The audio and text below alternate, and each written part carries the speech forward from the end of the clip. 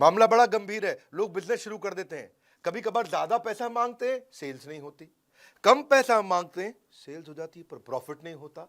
ज्यादा पैसा लिया, सेल्स नहीं हुई, कम पैसा लिया, प्रॉफिट नहीं हुआ। इसीलिए right pricing, price is what you pay, value is what you get. नमस्कार, विवेक बिंद्रा बोल रहा हूं, फाउंडर एंड सीईओ बड़ा बिजनेस.com। आपने ठीक समझा, कस्टमर से ज्यादा पैसा कैसे लिया जाए, जियो और एप्पल की स्ट्रैटेजी। आज आपको मैं टक टक टक टक टक टक टक टक टक पॉइंटर्स में दूंगा, बहुत सारे पॉइंट। प्राइस जो है ना, वो पहला इंप्रेशन क्रिएट करता है सेल्स का, आपका सेल्स का पहला इंप्रेशन। मैं 36 से ज्यादा क्विक पॉइंटर दूंगा, इसलिए इस वीडियो को 3 बार देखना, एक बार में समझ में भी आसानी से नहीं आएगा। 100% content, 0% gas, everything about pricing, predatory pricing, opportunity pricing, premium pricing, value for money pricing, Chinese pricing, penetration pricing, barrier pricing, loss leading pricing, milking skimming pricing, licensing pricing, consumable pricing, subscription, कितने तरह की pricing होती है। 36 तरह की pricing बताऊंगा, usages based pricing, transaction free pricing, ARPU की pricing और बड़े अच्छी अच्छी स्ट्रैटेजी जो सारे टॉप यूनिवर्सिटी सिखाती है, वो इस वीडियो में आपको फ्री में मिलेगा। फ्री की एमबीए यही मिलेगी आपको। एक बात समझ लीजिए कि कभी कभी कुछ चीजों की वैल्यू प्राइसिंग से बहुत ज्यादा होती है। Pricing strategy, your goal shouldn't be to just pay your bills but to be paid what you're worth. कितना आपको मिलना चाहिए समझना जरूरी है। Always ask for budget before giving a price. सामने वाले का बजट समझो। आप हमेशा वी की लैंग्वेज में बात करो, ट्राई करो बंडल्ड प्राइस ले सके। अपने आप को सेल्समैन नहीं कंसल्टेंट बोलो, कंसल्टेंट की इज्जत बहुत होती है। Don't lower the rate for the hope of future work, कि भाई आगे बिजनेस देंगे, आगे बिजनेस देंगे, कम कर दो। That's not the right way. अगर फ्री काम करना भी पड़े तो अच्छा टेस्टिमोनियल मिले तो ही करें, नहीं तो अवॉइड करें। Exclude revision from your scope. कई बार कस्टमर कहते हैं यार ये अच्छा नहीं लगा, चेंज करो चेंज करो चेंज करो। रिवीजन के लिए अलग स्कोप रखिए। 5 से 10% हर 6 महीने में पैसा बढ़ाइए। जरूरत पड़े learn to say no. Listen more than you talk. बोलने से ज्यादा सुनिए, समझिए। सेल्समैन वही होता है बढ़िया जो 80% सुनेगा, 20% बोलेगा। Decide shorter days at higher rate, अगर पॉसिबल हो सके तो। कम दिन में ज्यादा वैल्यू अगर आपको मिल जाए, that's fantastic. Schedule work with milestone. इतने माइलस्टोन पे इतना पैसा लूंगा, इतने माइलस्टोन में इतना पैसा लूंगा। Then track your time. Use value based pricing. उनको वैल्यू क्रिएट करके दिखाओ तो बात बनेगी। Know how much you will charge, ये बड़ा जरूरी है आपके लिए, क्या सही है। Plan your fee structure. Per hour करोगे, पर डे करोगे, पर यूनिट करोगे, प्रोजेक्ट कंप्लीशन फी लोगे, मिनिमम अमाउंट लोगे, परसेंटेज ऑफ प्रॉफिट लोगे। बहुत तरीके हैं। फी स्ट्रक्चर को कैलकुलेट करना भी आना चाहिए। इसमें आपका बिलेबल टाइम कितना लगा, अपने टाइम की एक कॉस्ट निर्धारित कर लो। भाई मैं इतना रुपया पर घंटा या इतना रुपया पर डे में चार्ज करना चाहिए मुझको। आप परचेज आपने कोई किया प्रोजेक्ट में तो उसकी कॉस्ट ऐड कर लो। ओवरहेड एक्सपेंसेस की हैं उसकी कॉस्ट ऐड कर लो। प्रॉफिट मार्जिन समझ लो, उसकी ऐड कर लो। मार्केट की कंसीडरेशंस हैं कोई तो उसको ऐड कर लो। अब प्रोडक्ट बनाने की क्या कॉस्ट है उसको ऐड कर लो। तो उसके बाद फिर अपना फी स्ट्रक्चर बताओ उनको। अपना लोएस्ट प्राइस भी डिसाइड कर लो, don't go below that. Know the benchmark for rates in industry. दूसरे लोग क्या चार्ज कर रहे हैं, calculate and communicate the worth to the client. भाई मेरा वर्थ ये है, वो भी समझाओ उनको। घबराओ मत अगर कोई प्राइस फ्लक्चुएशंस होती हैं। एक स्पेशल बजट भी अपना रखो for change of scope in work, जो मैंने आपको बताया था। कॉग्स को पहचानो, आपकी कॉस्टिंग क्या है। ब्रेक डाउन करो डिसीजन मेकिंग यूनिट को, कौन खरीद रहा है, डिसाइडर कौन है, उसके लिए क्या क्या ऑप्शंस अवेलेबल है कस्टमर के लिए मार्केट में, वो किसके पास जा सकता है, उसको भी पहचान के रखना जरूरी है। आपके लाइफ साइकिल क्या है प्रोडक्ट का, उसके हिसाब से प्राइस डिसाइड करो। अगर प्रोडक्ट एकदम नया नया आया मार्केट में, ज्यादा चार्ज कर लो। अगर प्रोडक्ट बहुत पुराना हो चुका है तो ड्रॉप कर दो। उसको बोलते हैं drop the price at later stage, यानी कि आगे चल करके प्राइस को कम भी कर सकते हैं। एक प्रेडेटरी प्राइसिंग भी एक तरीका है। ये ऐसी प्रैक्टिस है जिसमें आप कॉस्ट से भी कम चार्ज करना शुरू कर देते हो। आप अंडर कटिंग करते हो, जिससे आप कॉम्पिटिटर को उखाड़ करके एक अनफेयर मार्केट एडवांटेज लेके आते हो। थोड़ा कभी कभी मुश्किल भी होता है सस्ते में माल बेचना। Seller set a price so low that other suppliers cannot compete, जैसे बाकी सबको आप खत्म कर देते हो। फिर कंज्यूमर प्रोफाइल के हिसाब से भी प्राइसिंग कर सकते हो कि आप अपॉर्चुनिस्टिक मार्केट में जा रहे हो तो लो क्वालिटी हाई प्राइस पर ले सकते हो। आप प्रीमियम मार्केट में जा रहे हो तो बहुत हाई क्वालिटी बहुत हाई प्राइस पर ले सकते हो, जैसे आपका Louis Vuitton, Gucci, Mercedes, BMW, वर्साचे। अगर आप हाई क्वालिटी लो प्राइस पे दे रहे हो तो रिलैक्सो, मारुति सुजुकी, या फिर चाइनीज मार्केट, लो क्वालिटी लो प्राइस, दोनों ही बहुत हल्का है। ऐसे ही प्राइसिंग स्ट्रैटेजी में एक मिल्किंग स्किमिंग भी होता है कि आप बहुत ज़्यादा प्रॉफिट अपने एग्जिस्टिंग प्रोडक्ट से निकाल लो। ये तब होता है जब कॉम्पिटिटर्स नहीं हो, कॉम्पिटिटर ज़्यादा हो तो ये करना मुश्किल है। लेकिन एक होता है बैरियर प्राइसिंग। ऐसा बैरियर क्रिएट कर दो कि प्राइस को कम कर करके कि दूसरे एंट्रेंट इसमें घुस ही ना पाए, आपके कॉम्पिटिटर बर्बाद हो जाए। फिर एक होता है पेनिट्रेशन प्राइसेस। ये ब्रेक इवन पे आप कर देते हो ताकि आप एग्रेसिव मार्केट करके कस्टमर को ले आओ और उसके रिपीट यूजेज से बाद में कमाओ। फिर एक होता है लॉस लीडिंग। आप अपनी कॉस्ट से भी कम कर दो, जैसे जियो ने किया। जैसे कॉम्पिटिटर खत्म हो गए, पहले 13 टेलीकॉम प्लेयर थे, अब 3 ही रह गए, एयरटेल, वोडाफोन और जियो। उसने लॉस लीडिंग स्ट्रैटेजी पे इतना प्राइस कम कर दिया कि सब के सब लोग जियो पे स्विच कर गए, बहुत बड़ी भारी मात्रा में लोग जियो पे स्विच कर गए। The moment you make a mistake in pricing you are eating your profit, आपका प्रॉफिट खत्म हो जाएगा। प्राइसिंग मॉडल में फ्रीमियम और प्रीमियम भी एक मॉडल है।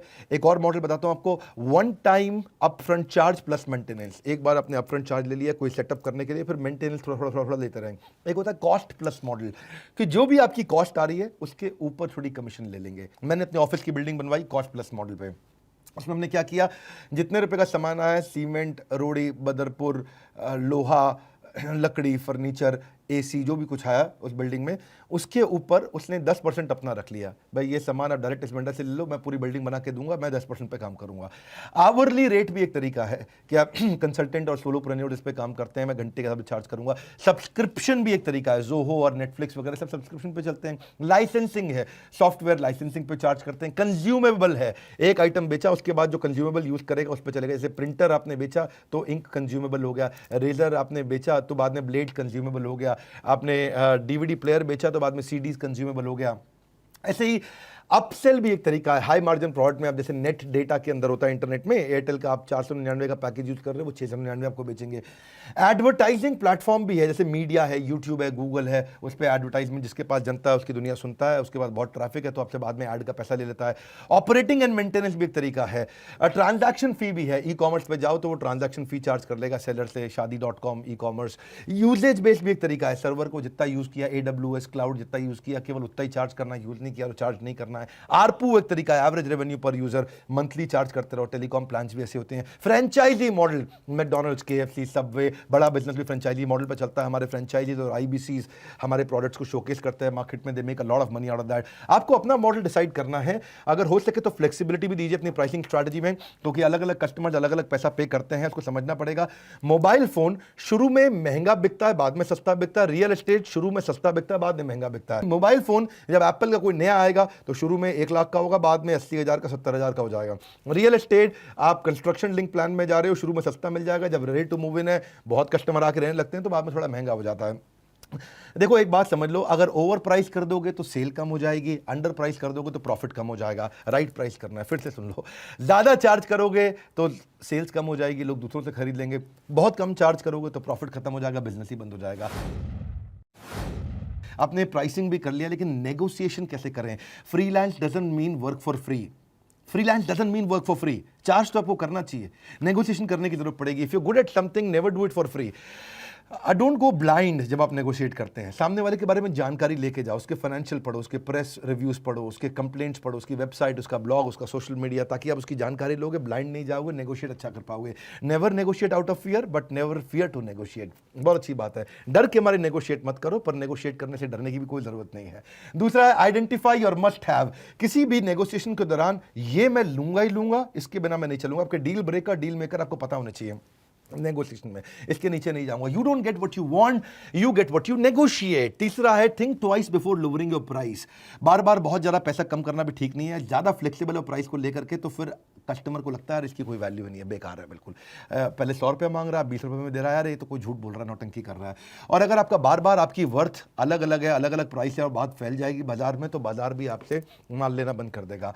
अगर आपको कुछ समझ नहीं आ रहा तो silence is a powerful tool. चौथा point, when in doubt stay silent, it is better than over committing. बाद में जाकर के कमिट करना कि मैं कितना चार्ज करूंगा। Be cool about talking money, don't worry about asking for money. बहुत भाई लोग बोलते हैं कि विवेक बिंद्रा तुम इतने बड़े मोटिवेशनल स्पीकर, सब कुछ फ्री क्यों नहीं कर देते?